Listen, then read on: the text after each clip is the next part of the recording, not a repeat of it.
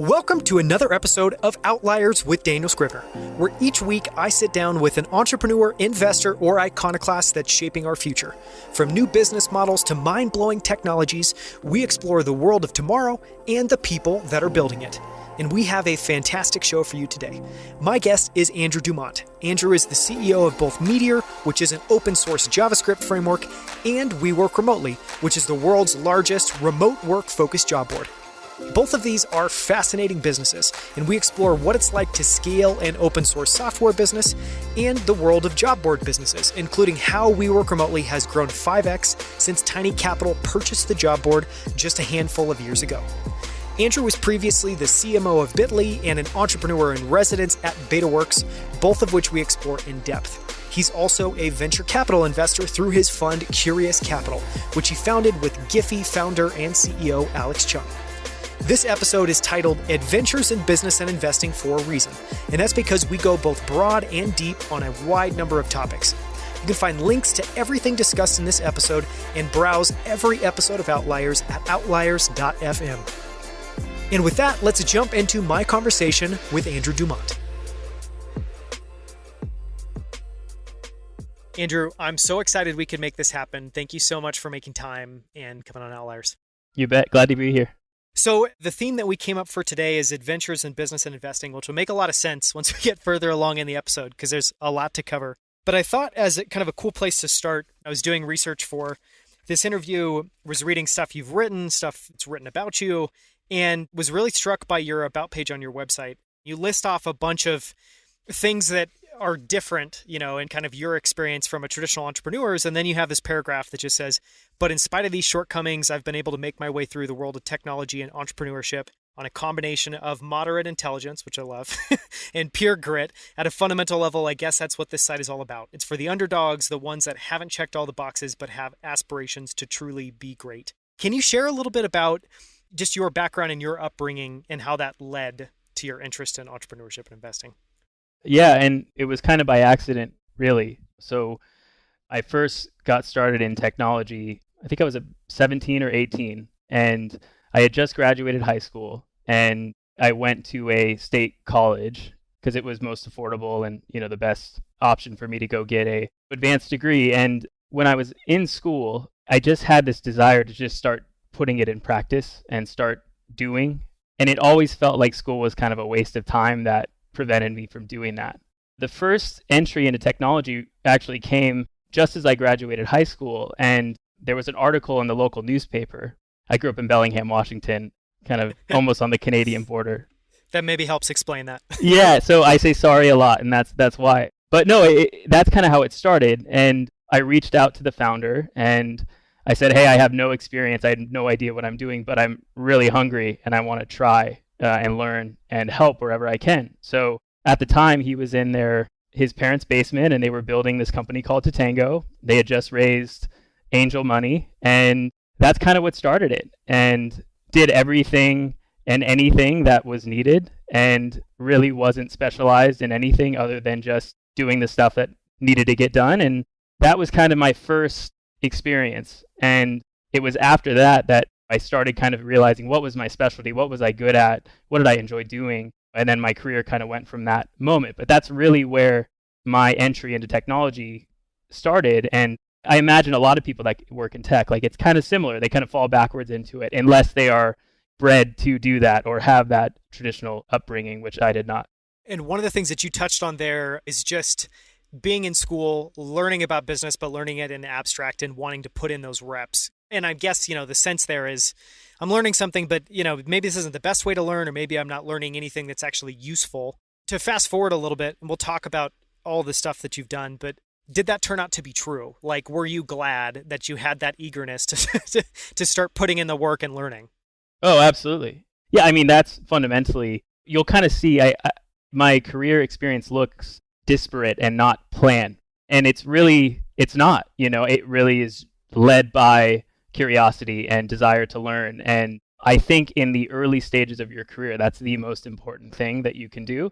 So that's always been the priority for me. And demystifying and getting this kind of firsthand real world experience in everything that I do and in a lot of different categories of work has been critical for me, or the most important thing for me. So that's the big driver, and that's been the main thing I've been prioritizing. Do you advise people that want to go into business or start their own business or scale a business to go to school, or do you kind of encourage people to take that direct route? I do, and my experience was interesting because I was in school when I started working at that first company, and then I actually dropped out for a period, for about a year, as we raised more money and it got more serious and it kind of demanded more from me. And then I actually went back to school and finished my degree, and I started working for a company in San Francisco called Seesmic, which got bought by Hootsuite. And that was, for me, it was nobody in my family had got a 4-year degree. So for me, it was really important to just check that box and have that kind of understanding. But for me, it was worth it. And I think it was really nice to match my real world experience with my proper formal education, and kind of have those going simultaneously was super valuable for me. And actually over time, even though it's been devalued, I would say, in our world, I value education a lot, and I'm actually would love to go back at some point in my life and go get a master's degree or the next step. So for me, I've actually valued it more over time, and I think we kind of devalue it in our world more than we should, really. So to fast forward a little bit, you have these, it sounds like right out of school, you start kind of jumping in and getting some of these reps at some of these smaller companies, and you eventually go on to work at Moz and become the CEO of Bitly. Walk us through a little bit of like your introduction to that venture capital world and some of the things you learned along the way there. CMO at Bitly, I just want to correct sorry. that so Mark doesn't get mad at me. But yeah, no, I mean, my real venture experience started with Seesmic, and Seesmic at the time had raised a lot of money. It was right at that kind of early social platform days. And that was really my first taste of like, what does venture capital do to a business, and how much does that accelerate things? And then went on to Moz, where we had that same experience, where we raised quite a bit of money in that scenario as well. And then I went to Betaworks, which was the next experience of that, which was more of a capital allocator and studio that led those investments and kind of was at the very early stage of that. And then I ended up at Bitly, which was, I think in total, they raised over 40-ish million in venture. But at the time when I joined, we weren't running on venture money. We were running on revenue.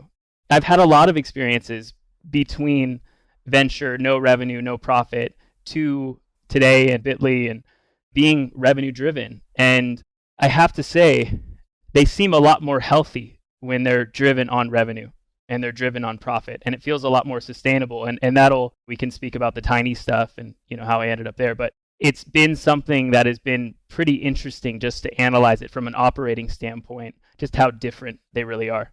Yeah, I love that you said that, because that's something I think most people don't say. I've had that same experience. And to connect one other dot, you and I both are venture capital investors. So we ultimately end up making investments in companies. So it's not that we think it's totally useless, but I think we've also had that flip perspective of, and that realization of, at the end of the day, a real business survives and thrives on revenue. And obviously the venture capital kind of distorts that for a little bit.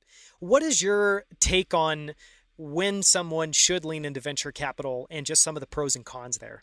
To your point, venture capital is not bad necessarily, but I don't think it applies to every startup. And I think it's kind of the narrative within our space that venture dollars equals legitimacy and success and potential and all that. And in some cases that's true, but I think in most cases venture capital is not necessary. And it creates this really challenging dynamic as a founder and as someone working in those companies, where interests are aligned until they are not. So if that company stops growing as quickly as it needs to, it puts the founder and the employees in a challenging situation. So I think it's a valuable asset, but I think the time when people should be raising venture is if they really have a massive idea that they cannot bootstrap, that requires them to have some accelerant to go tackle that problem, which is a significant problem and a very complicated problem. As an investor, I've talked to probably almost 1,000 companies now over the course of 3 or 4 years of investing, and most of those companies are not they should not be looking for venture capital, because there's a easy path, or there's a path to bootstrapping it and validating the concept before they go raise the money. The fundamental problem is, I think that people look at, I want to start a company, step 1. Step 2, go raise money. And it's not that. It shouldn't be that. And that's kind of my main gripe with it. I wish it was more, I want to start a company. How can I go about validating that concept? How far can I get it? And then once I feel like I've vetted it and I've got it to that point where I can turn on the gas a little, okay, then I should go pursue venture, or I really have a significant idea that I want to tackle. Yeah, it's not a bad thing, but it's really this sexy thing in our world, and it just shouldn't be. Like, really, it really shouldn't be. And I would love to talk about the investor dynamics as well, which I think we'll get to, just in terms of how much the investors need the startups. And it's really positioned as the other way around. No, that's such a great point. It is absolutely flipped.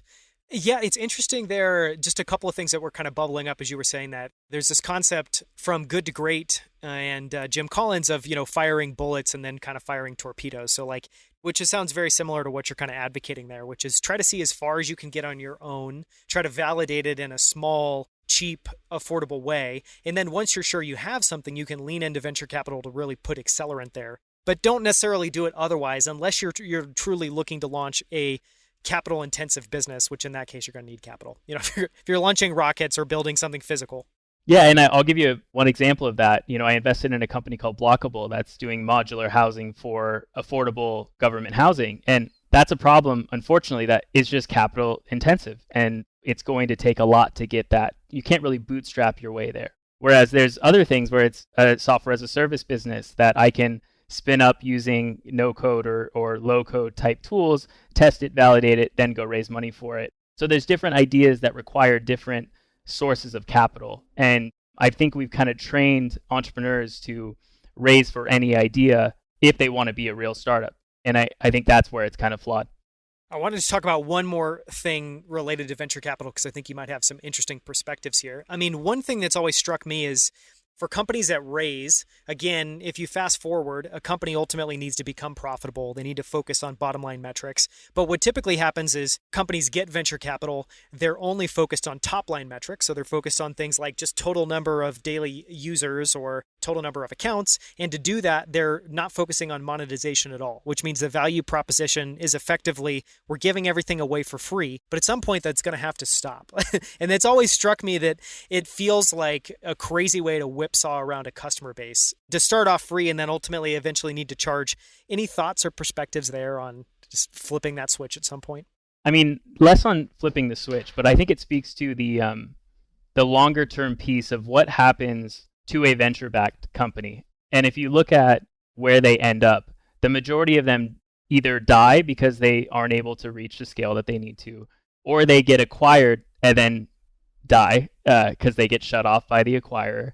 And then in some cases, a sustainable business emerges, or they reach some scale where they can go public and be a independent revenue producing company that reaches that scale where that exists.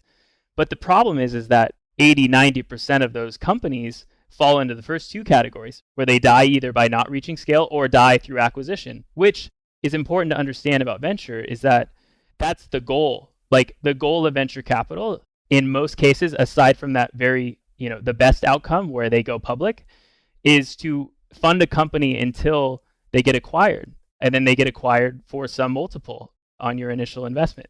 That's kind of by design. And I've been a part of 3 acquisitions now. And in 2 of those cases, those companies die and they go away. And as an operator or a entrepreneur, you don't want your thing to die. So I just think it's important to note that the incentive structure of venture capital is to have these businesses acquired in most cases, and in some cases have them go public where they become their own large company. And that happens, and that's great. But that is not the most common outcome, of course. We're going to get to this in a little bit, but I guess just as a little bit of a sneak peek, I know that you've done a lot of work with Andrew Wilkinson, Chris Sparling at Tiny, and he's a super vocal advocate of not taking venture capital and just how messed up that is.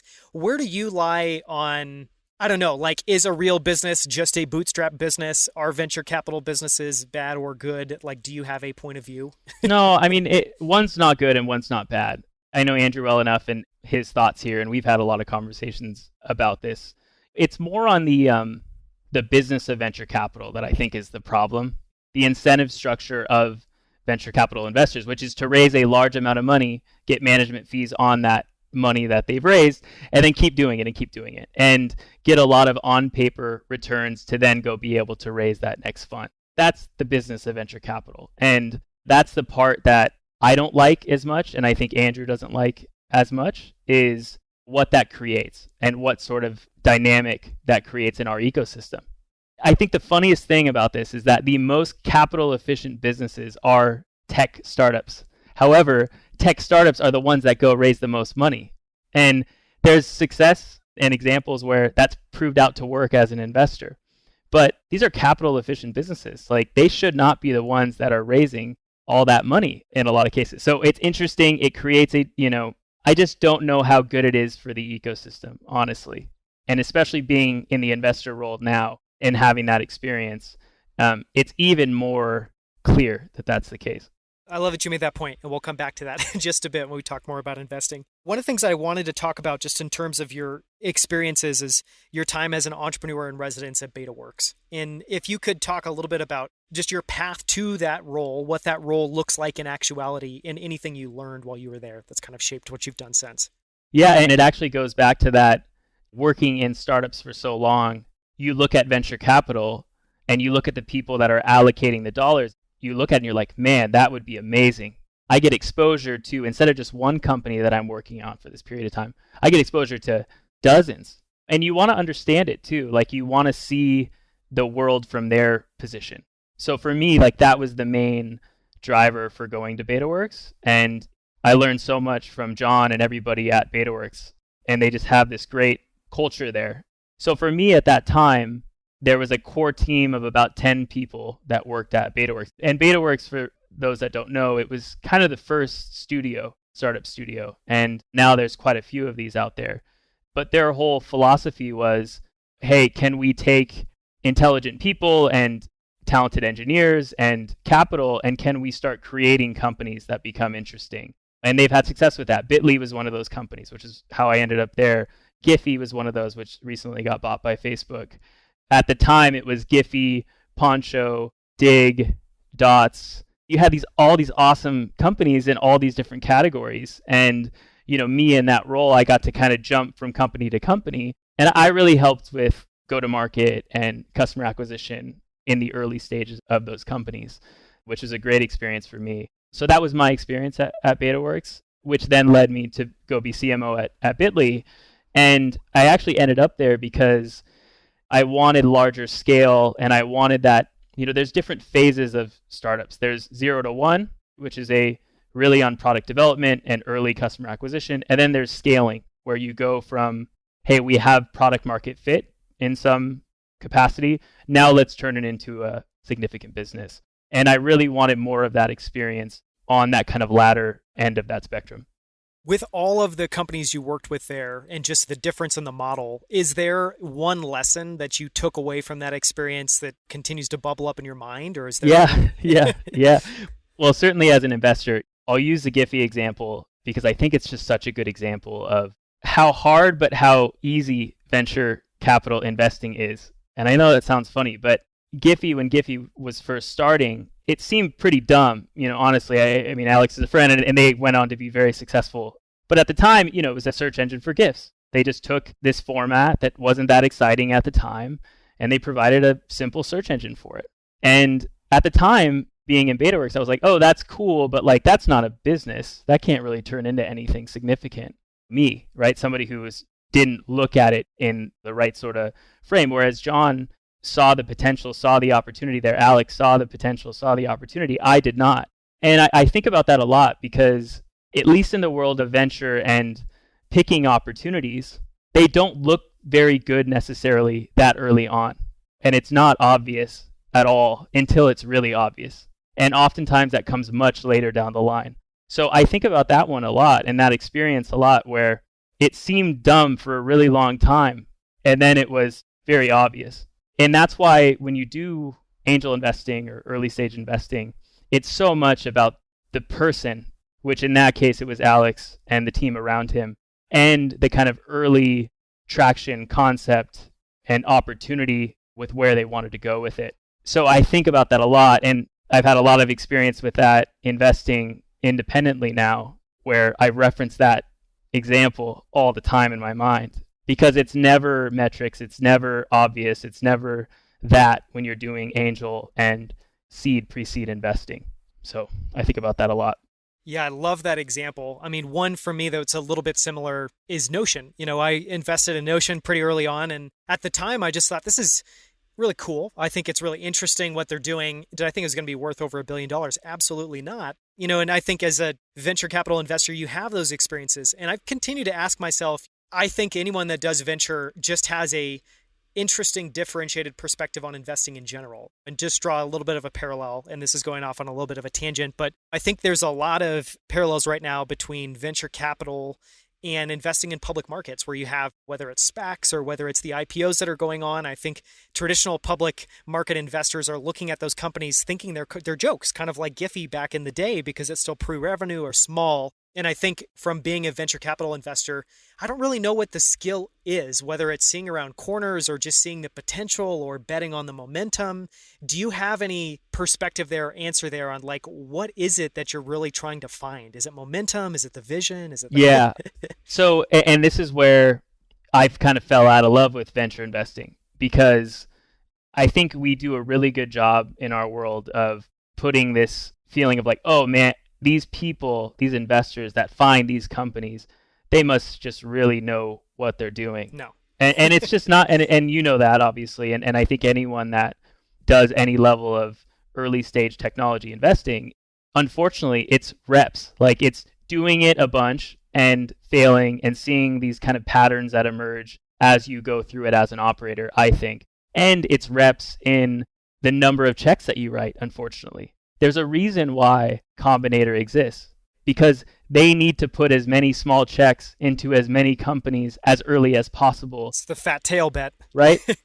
So I think it's really, and people need to understand this as founders and people pitching VCs to raise money, is most VCs, they invest in hundreds of companies. They pull out the 5 that go become Notion or Giphy or whatever. But you need to understand that there's not some unfair analysis or whatever that's like it's not a very sophisticated activity, unfortunately, and that's just kind of the nature of it. So I think it's important for entrepreneurs to just realize that, which is why it was so important for me to get on the other side of the table, because I wanted to demystify it. And now that you have, it just feels so unsophisticated in a lot of ways. I love that you said that because I feel the same way. I don't see many people taking that perspective and sharing that point of view, but I think it's definitely true. And in my mind, it's like, just like forecasting markets is not a thing. Are there market forecasters? Yes. Does anyone have success at doing it repeatably? Absolutely not. So why would it make sense that venture capitalists can predict the future and know exactly which companies? And the other piece I was just going to say is, because I'm curious if you've had these experiences and what you've learned from them, but I think for me, I've learned a lot from seeing the companies that go on to be big and always being surprised at the ones that go on to be big. That's one. And then the second one is just seeing all the different ways that companies can die and how much that's eye-opening about all the ways that it can go wrong. So clearly you focused on getting these reps. A part of that is seeing companies have small exits, seeing companies shut down. What have you learned or pulled out from the companies that have just totally just blown up? Or have there been any interesting insights or stories there? I think it's just people, honestly. Yeah, it feels like a cop-out answer, but it's really not. It seems, from my experience, where it's just so dependent on how resilient and tenacious and how much the founder believes in it or founders believe in it. That's really what it comes down to. But I want to go back to your point there on a lot of people don't share that perspective, and I'll tell you why. And it's because they're incentivized not to share that information. So if I'm a fund manager and my goal is to raise more funds, I need to make it seem like I have some unfair advantage that no one else has, because that is my ticket to go raise more funds, which is how I get paid, which is my livelihood. So it is not in the best interest of the investors to simplify what it is that they do and make it seem like there isn't some unfair advantage to it. I think it's important to understand that dynamic, which is really like the Andrew Wilkinson perspective, where there's an incentive structure around VC that makes it so that perspective is not shared much. And the world of venture and investing is very small, where if I rub certain investors the wrong way, I don't get deal flow. I don't get into companies. So I need to tread as lightly as possible. And for me, I don't have any desire to go raise another fund right now or realistically in the near term. So I think it's more important to share just the reality of what that world is for the entrepreneurs, because I care more about them than I care about the other investors. Yeah, and it's the real world take. It's actually how it works in reality. And I think a good point you make there is maybe another way of saying it is venture capitalists are in the business of kind of myth making. Like they're trying to make themselves and their firms into these mythical creatures, and it just doesn't exist. And it's also why venture capitalists are hated. That's why things like VC brags exist, because, to perpetuate those things, people know that there's not really anything there, but continue to have to do it. But until you experience it, you still believe that there's something there. And I just think you hope, right? And that was just so obvious for me when I moved into this side, is it just hit me in the face. And I was like, this is it? And I don't want to like completely bash it, because it does good in the ecosystem in some cases. Giving more people opportunity to start companies is a good thing. So I don't want to push that down too much. But I just think it's important for people to understand the reality, so they don't go and have these conversations with investors and put them on this way up there and feel like it's just they have all the control, because they don't in that equation. And it's all about expectations. And I think your whole point there is just have realistic, grounded expectations when you go into these conversations. We're skipping through this a little bit because you just have a ton of experience. But so you have all of these kind of early stage venture capital backed experiences. That leaves you with a sense that you want to move to the other side. And I want to move on to now talking about all the work that you've done with Tiny. And to just start off there, can you share a little bit of the background of how you came to know Tiny? I think I met Andrew probably 7-8 years ago, if I remember right. And I think I met him through Twitter, actually, where all great relationships start these days. So I think we met there, and we had just kind of stayed in touch. And at the time, I think I was in Seattle, and then I moved to New York and started working at Betaworks. And then the other piece of my story is I loved being in New York, and I loved that ecosystem. And then my mom got a late stage cancer diagnosis. So I had to move back home, or I wanted to move back home to Seattle to kind of be with her, as she kind of went through that process. So when I moved back to Seattle, I wanted to, one, give back to the local ecosystem and see the other side of the table. And then I started talking again with Andrew, and at the time, Tiny was getting momentum. This was probably, 3 or 4 years ago, and he had a little business that wasn't really getting a ton of attention. And he said, hey, do you want to do this off the side of your desk and just kind of do this along with investing? So for me, I was like, yeah, I'm bored as heck investing, and I don't really want to do this long term. So yeah, let me take some runs at that. So that's kind of how I got involved with him and with Tiny, and it's obviously grown a lot since then in my involvement with them. But yeah, I'm just a huge fan of them and the way that they operate. They're just good people, and it's been really enjoyable to work with those type of people that have a long-term mindset on what it is that they're doing. So that's been a lot of fun. Yeah, they're incredible. It's an amazing experience to get to work with them. And just to clarify too, that business was Tiny Boards, as it's referred to kind of internally. And can you describe a little bit about what that is? Yeah, I mean, it started really with WeWorkRemotely, which is a remote job board. They had also acquired some smaller job boards as well. And they kind of internally, this is before I came on, created this entity of Tiny Boards, which included primarily WeWorkRemotely. And, that was 3 years ago or so. And it started with that business, which was quite small at the time, with the advancement of remote work, which obviously is top of mind for everyone right now. And just the fundamentals of that business and what we were able to do with it. It's actually grown a ton and it's become a pretty significant business. So that's been the primary focus. And then I've since gotten looped into several other tiny companies, running those companies for them. And I'm sure, it sounds like a lot of the appeal was just to get to work more closely with Andrew, with Chris, with Tiny.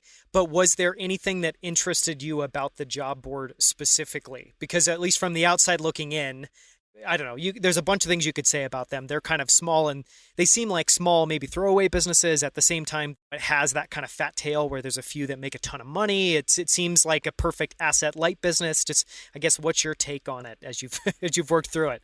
Yeah, I mean, don't get me wrong. I was not looking at that business and thinking, man, I really want to run a job board. Okay, so it was more, I want to start working with Andrew in a formal sort of way.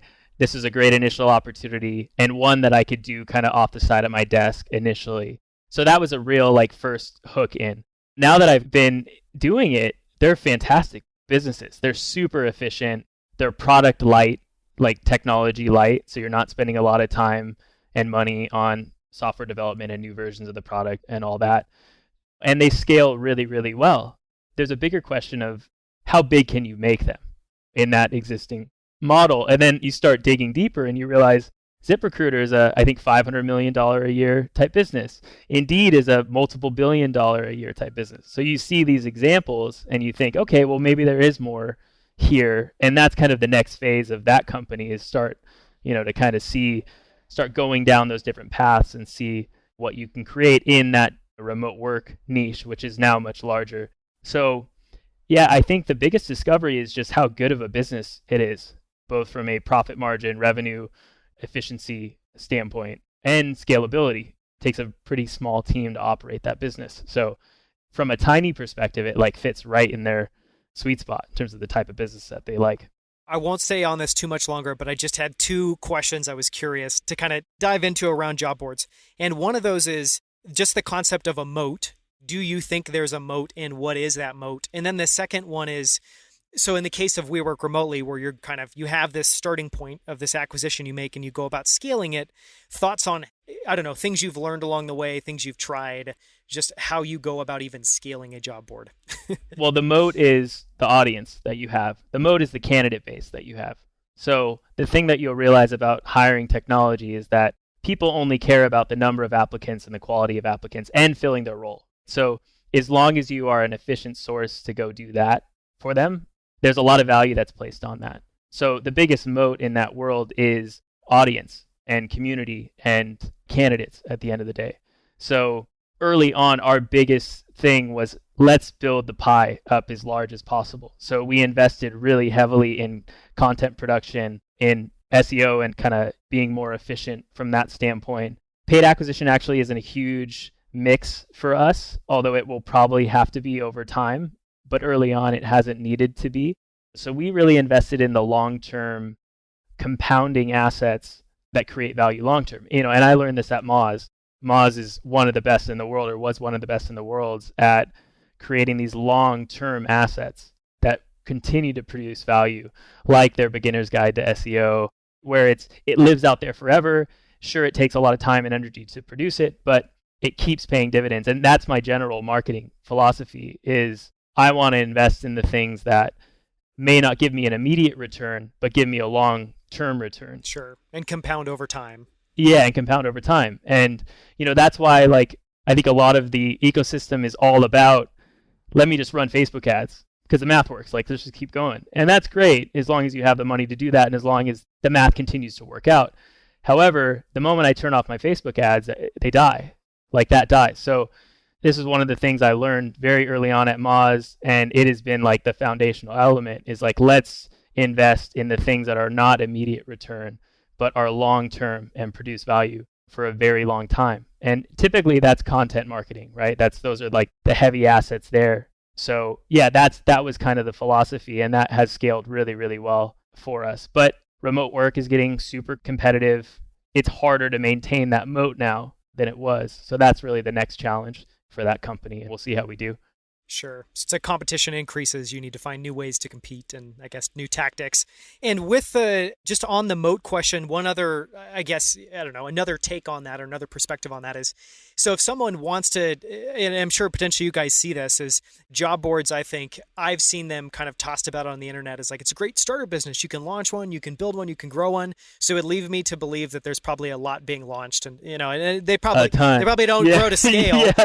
But when you guys see that, what makes it so difficult for someone to go and clone WeWorkRemotely or try to rip you guys off? Is it just you've built up that audience? It's super easy to clone and rip off, and it happens all the time. So that's easy. The hard part is the moat, which is the scale and audience and the candidate volume, right? So that's where that breaks. So you need to be a great marketer, customer acquisition person to get to a level where you can compete with a WeWorkRemotely or some of these other players out there. And if you don't know how to do that, the technology is not the thing there. So it is super easy to spin something up and compete right away, but reaching the scale is the really, really hard part. And the way I think about that is we want to help those companies get started. And we had this philosophy at Moz too, where it's like, use our API, use our data, show our jobs on your board. We'll help you get started in that way. So we get more visibility and they have the seeding of jobs to get started. And if they become more competitive with us over time, so be it. But I would much rather be friendly and get some value as they start growing by exposing our jobs on their board than just kind of trying to cut it out, if that makes sense. So smart. That's kind of like the Trojan horse exists. Here's a gift, but it also gives to us. So then going from Tiny Boards, I know that I think it was last year that Tiny acquired Meteor and you took over that and you're on to something else now. Can you talk a little bit about the subsequent things you've worked on? For me, I think you mentioned this concept of just reps. And for me, that is always the thing. It's just more reps. I want to be as sophisticated in as many areas as possible. And more reps are always better. So they bought a company called Meteor, which is a open source JavaScript platform, which has a hosting business alongside it. And at the time, that business was declining quite a bit. And there was a period in time, I think it was 2013-ish, when Meteor was getting a ton of attention and it was kind of a darling platform, and then it was kind of ignored for a few years. So it presented a really interesting challenge where it's a decent business, but it's declining and people kind of lost faith in it. So how can you turn that around? And how can you do that in a open source JavaScript platform capacity, which is not an area that I've worked in before. So for me, it was like a great rep and a new sort of experience. And it's been fascinating, and it's actually gone really well over the past year that we've been working on that. And what was the playbook that you followed, or what have you tried and what has worked? I've been thinking about this a lot because I think that the process is very similar between all these companies. And I don't want to call it a turnaround, but it's kind of like you take an acquisition, how do you make it grow from there? So let's not call it a turnaround, but how do you inherit an existing business and make it become more successful?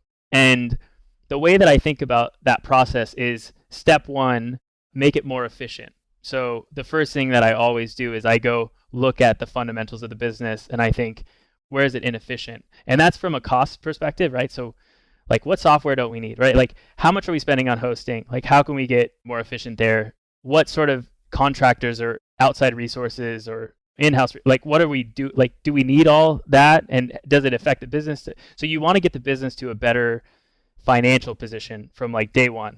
That's goal number one. Then goal number two is, what are the quick wins? What are the things that we can do to like immediately change the trajectory of this business? And typically you'll find business model issues. You'll find that there's just no process for talking to existing customers or expanding the relationship there for the people that are happy. You'll find all these just kind of similar sort of things. There's no motion on the marketing side. There's all this stuff that just kind of keeps coming up. And oftentimes it's like, it's the same 3 or 4 or 5 things that exists in every single one of these businesses that either stalls or doesn't reach that next level. So it's pulling those out, but it's really stabilizing the business, finding the quick win opportunities that are most likely or usually in the business model or in the go-to-market. And then it's figuring out, what is the team that I need to like really make this a compelling thing. And that's what we've been lucky to find on the Meteor side is Felipe, which is kind of our CTO and the person that's leading that technology. He was a Meteor developer, super passionate about the platform, knows exactly where he wants it to go, way better than I would. So getting people like that can continue to drive it forward. So that motion has been very interesting, and it's very similar from company to company. A lot of those things you touched on there, whether it's marketing related, are things that would be really easy to observe and kind of, intuit what to do from the outside looking in. But I imagine something like you kind of referred to business model problems, which I'm guessing is pricing, packaging, that is a lot more difficult because you're not really sure what the right move is there. How do you approach that part of the problem? Well, you talk to customers first, if you have them. And the beauty is when you inherit a business, there's some downsides. But the good part is that you typically are starting with something. So it's easy to go talk to customers and get a sense of what the issue is. Like, where are they churning out? Where are they not utilizing it to the full capacity that maybe they should? Then you can start addressing those things. And I've actually really enjoyed, because I've spent a lot of time in the 0 to 1. I've really enjoyed the once you've hit product market fit, how do you go become something more meaningful? And the reason for that is it's less of a guessing product development sort of initiative, and it's more of a tweaking exercise, which if you've done it enough, you know what things to tweak and what knobs to turn. And for me, I've really enjoyed that process actually, which is not the sexy part, but for me, that's like the thing that I've really enjoyed.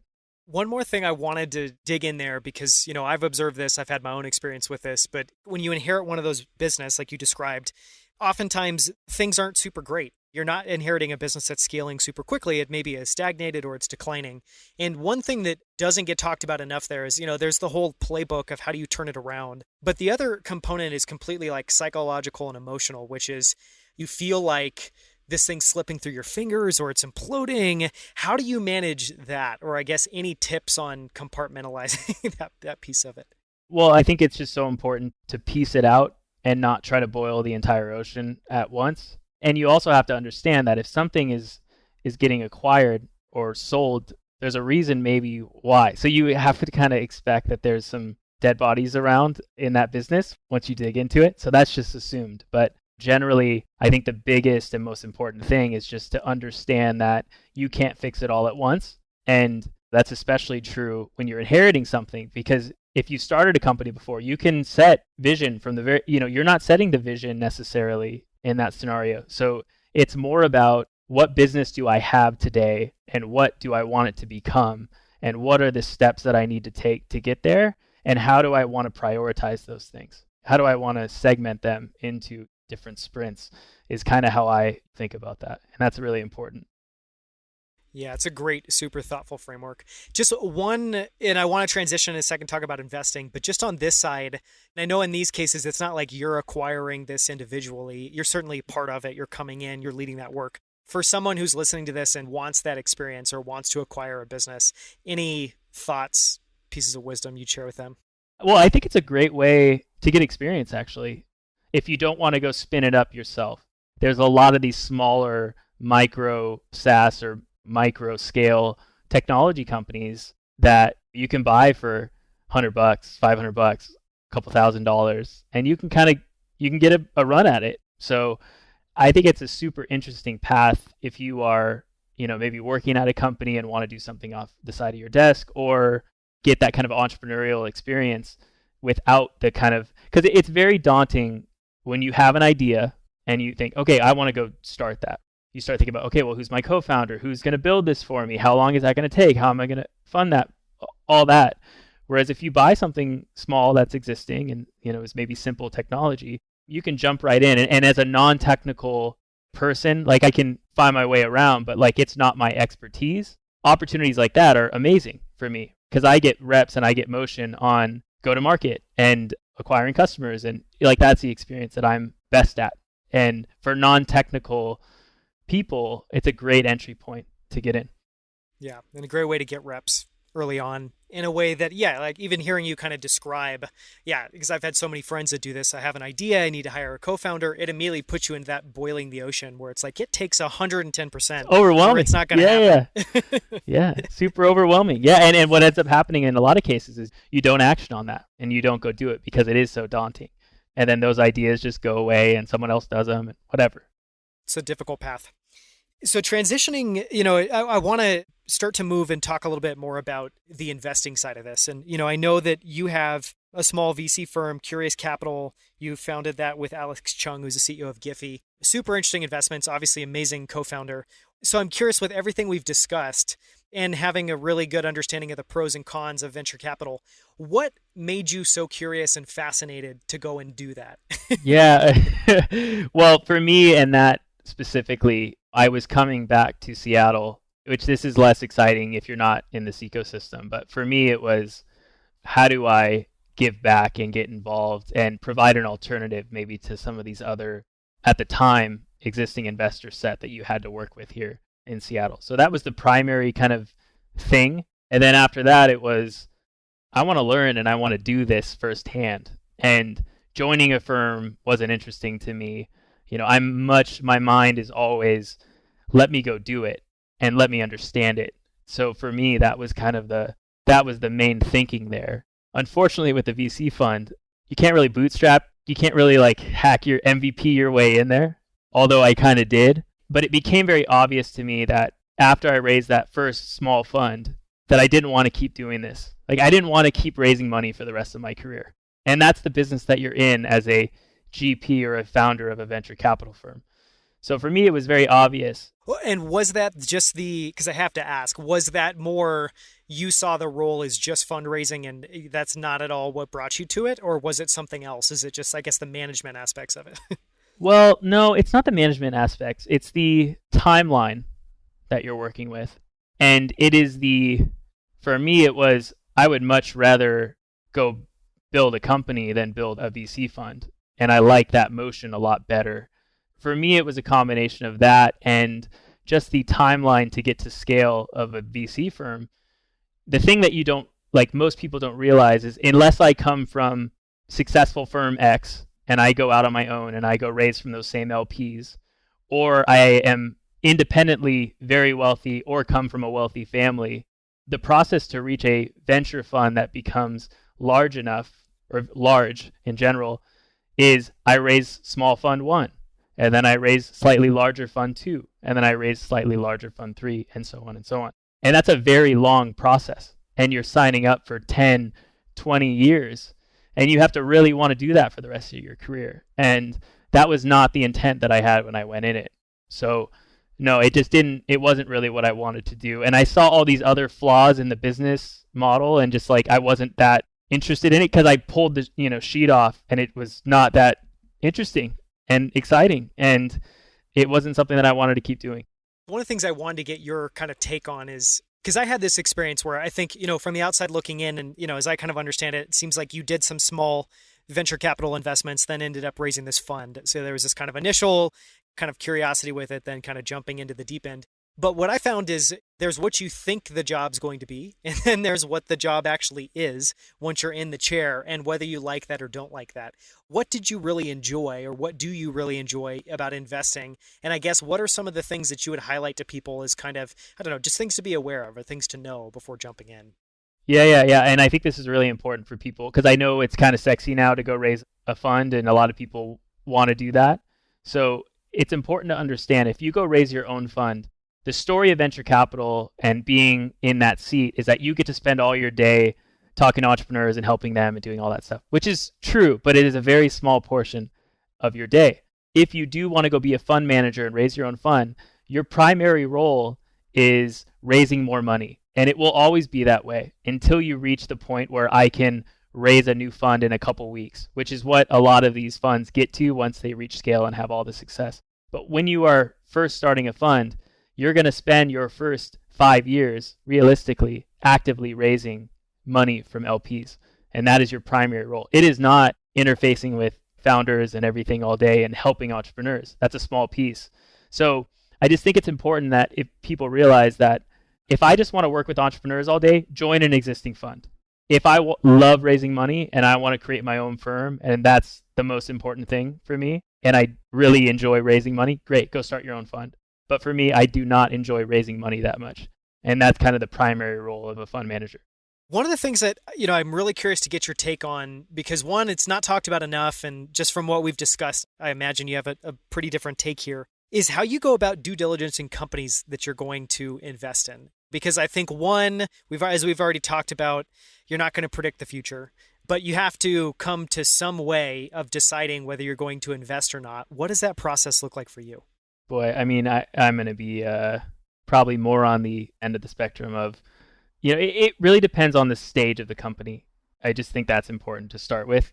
So if I'm investing in a company at Series A, Series B, Series C, and so on, I have fundamentals to diligence against. And you know this, of course. But when you're doing angel investing or pre-seed, typically it's a team, an initial version of the product, maybe, if that, usually no traction or revenue of any kind, and a deck.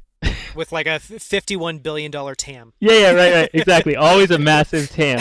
But no, I mean, that's it, right? So like anybody that tells you, oh, there's this super sophisticated diligence process is just full of shit. So my diligence when it comes to investing is like, how excited am I about the space that they're building in, and how ambitious is their idea around that? How much do I believe in the individuals and their ability to go execute against that?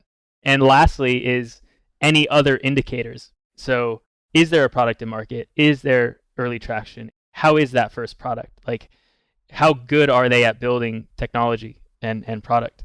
Because that's going to be an indicator for future success. And that's it. And at the end of the day, you just kind of have to make the call. And I don't want to say gut, but there is a component of, I've seen this before because I've lived it before, either good or bad. And you start realizing there's all these red flags because you've been a part of them in the past. And you realize that maybe that's that red flag that I'm seeing. So let me just not do this one. It's not very sophisticated, to be honest, at all. I mean, I feel very similarly. Like, the best thing that I try to do is, I think my framework seems very similar to yours. I think the thing that I try to do that's definitely been helpful is just the process of trying to write down my thoughts when I make that investment. So I have something that's concrete to go back and look at. So just in that vein, I guess, has your process changed over time, and or do you find yourself when something goes really well or when something goes poorly reflecting and trying to draw out, or do you think there's really nothing there? I struggle with that. Of course there's stuff there, but every single one of these companies is different and they all look very different. So it's tough to just say, oh, well, here was my mistake, let me not go and do that again. But I do think it's a worthwhile motion. And this is why, being an investor for a long time, you're going to create more of that sort of those reps, just like we talked about the reps from the operating side. If you do this for 20, 30 years, you're going to have enough reps to start understanding. So I do the same thing that you do, which is when I make an investment, I write down my thoughts on why. When I miss on a company that goes on and becomes very successful, I go back and I look and I see maybe what did I miss here? And then the ones that, don't become successful, fail for whatever reason, I kind of do the same sort of analysis. But yeah, there's not a great playbook there. And that kind of speaks to the fundamental thing that is missing a little bit, at least in super early stage investing. So I just want to preface it like that. The stage is very important to that process. Yeah.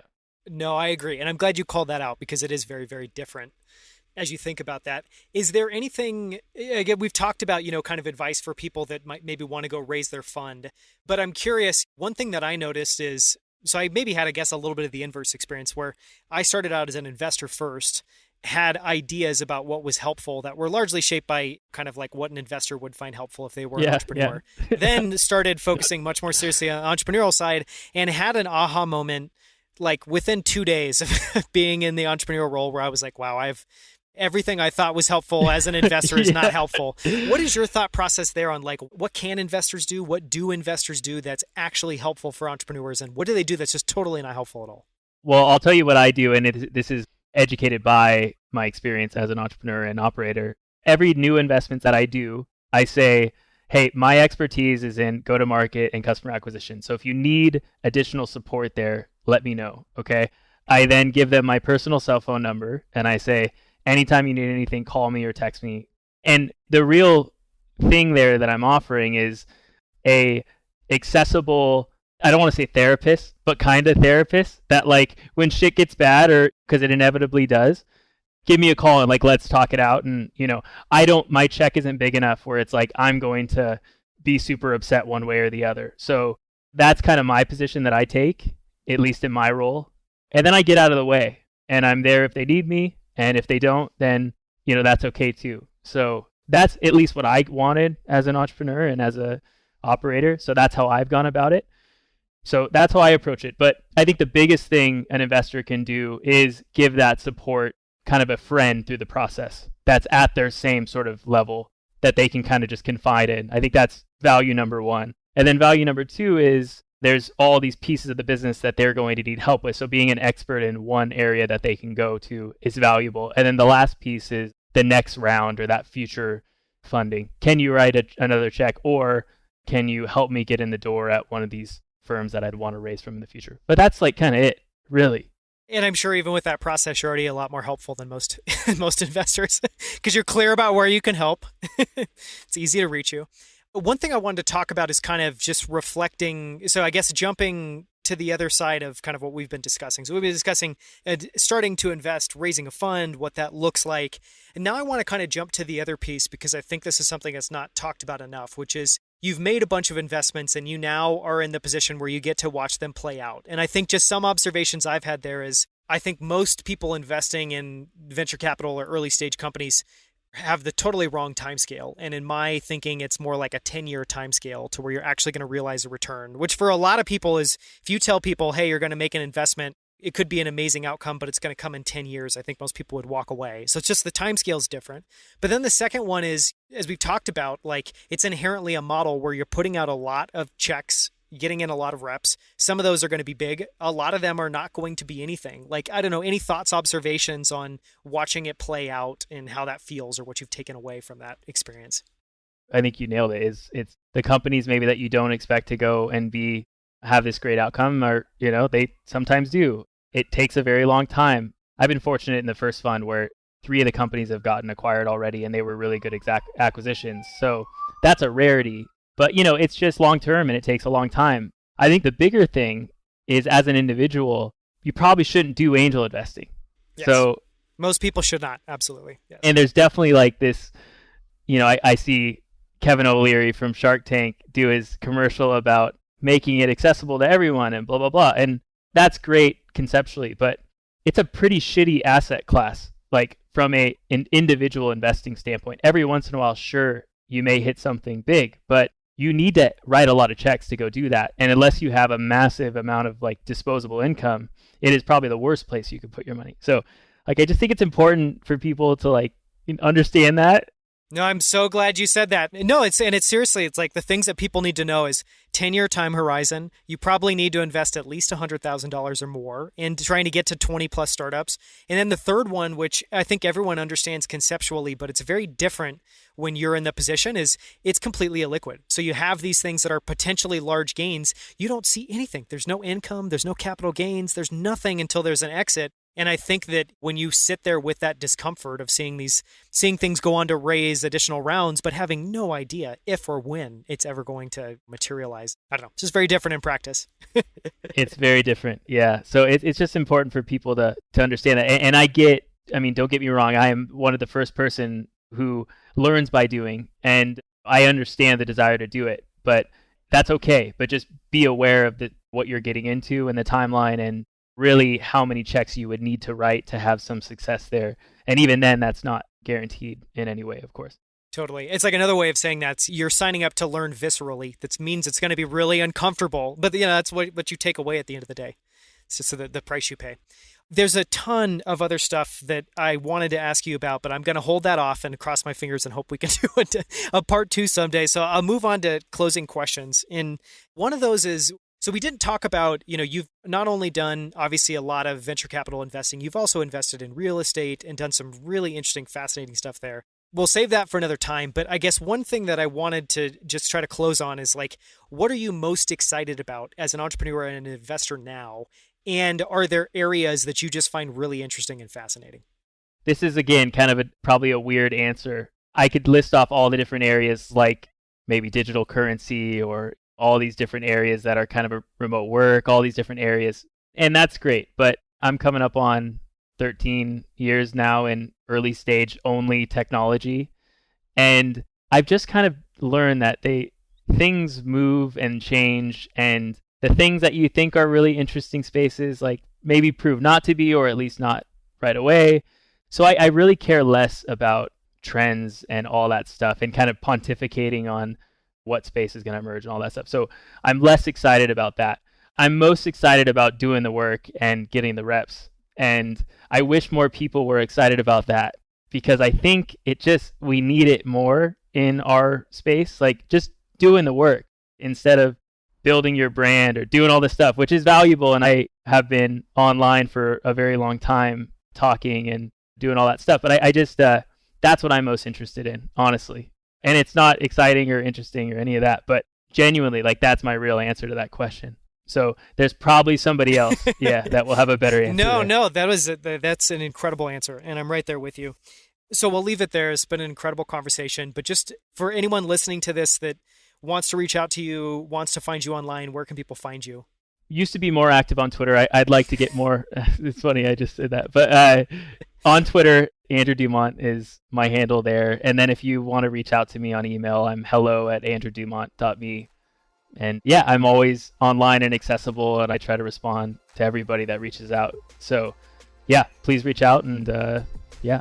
Thank you so much for doing this, man, and thank you for your time. It's been wonderful. You bet. Thank you for the time. I appreciate it.